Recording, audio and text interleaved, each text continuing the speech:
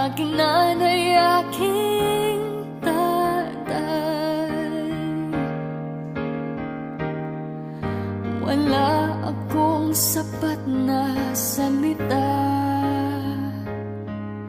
walang katumbas inyong pag-aruga. Ngayon kayo'y matanda na't nanghina, ako naman ngayon ang dapat mag-alaga. Kayo ba'y aalalayan at aka'y hindi? Pag lumuluhay, patatahanin, babantayan kung may sakit, dadampian ang nunang halik. At kapag